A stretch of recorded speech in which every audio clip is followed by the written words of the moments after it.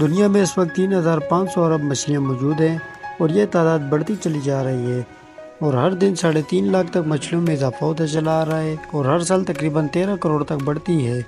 آج کے ٹائم پانی میں سب سے بڑی مچھلی تقریباً بلو ویل ہے۔ اگر ہم دنیا میں موجود باقی جانوروں اور پرندوں سے مچھلیوں کو کمپیئر کریں تو سب سے بڑی ایڈونچر انٹارکٹک بلو ویل ہے۔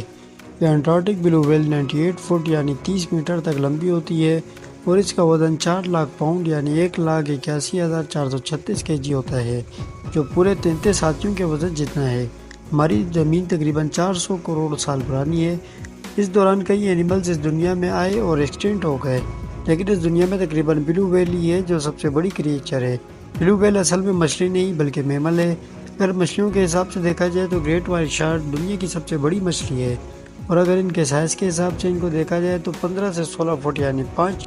ان کا وزن تقریباً 600 سے 1100 kg ہوتا ہے، جسے آج سے تقریباً لاکھوں سال پہلے ڈائنوسور اس دنیا میں ایگزسٹ کیا کرتے تھے۔ ٹھیک اسی طرح شارک کی ایک قسم لاکھوں سال پہلے دنیا میں ایگزسٹ کیا کرتی تھی، جس کا نام میگلاڈون تھا۔ میگلاڈون آج سے تقریباً 36 لاکھ سال پہلے اوشن پر راج کرتی تھی۔ اس کی لمبائی تقریباً 60 فٹ تک لمبی ہوا کرتی تھی۔ اس کا جبڑا 3 میٹر تک لمبا ہوا کرتا تھا، جس سے اگر انسان سے کمپیئر کیا جائے تو اس سے کئی گنا زیادہ بڑا تھا۔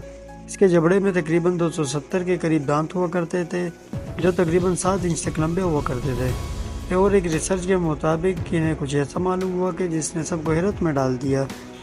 اگر کسی حملے میں میگلاڈون کا دانت ٹوٹ جاتا تھا تو نیا دانت نکلنے میں تقریباً 1 دن کا وقت لگتا تھا۔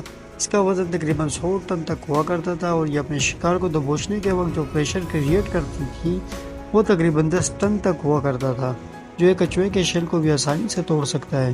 میگلاڈون شارک کے اتنے بڑے ہونے کی وجہ سے اسے کافی مقدار میں کھانے کی ضرورت بھی ہوا کرتی تھی۔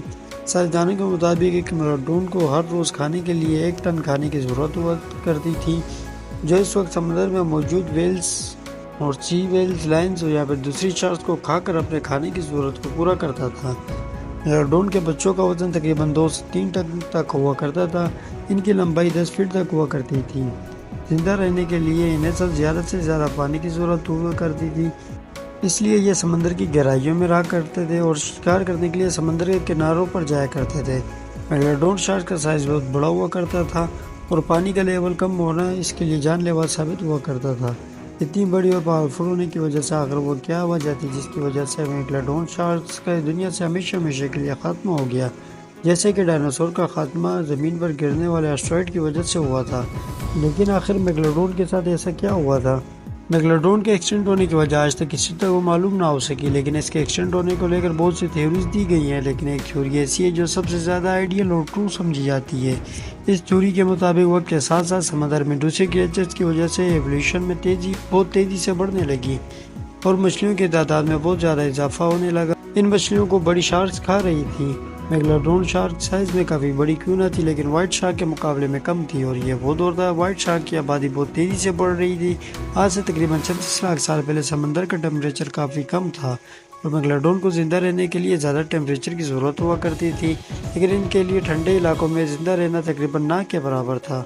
اس لیے جیسے جیسے ٹیمپریچر میں کمی ہوتی گئی اور ٹھنڈے پانی میں اضافہ ہوتا گیا تو میگلاڈون نے گرم علاقوں کی طرف رخ کرنا شروع کر دیا، لیکن وہ مچھلیاں جن کو میگلاڈون کھا کر اپنے بھوک مٹایا کرتی تھی وہ ان علاقوں میں ہی رہ گئی، اور گرم علاقے کے سمندر میں چھوٹی مچھلیوں کی تعداد بہت کم تھی۔ صاف لفظوں میں کہیں تو میگلاڈون کے کھانے میں کمی ہو گئی تھی، جس کی وجہ سے انہوں نے اپنی ہی نسل کے چھوٹے شارکس کو کھانا شروع کر دیا اور اسی طرح میگلاڈون کی پوری نسل ختم ہو گئی۔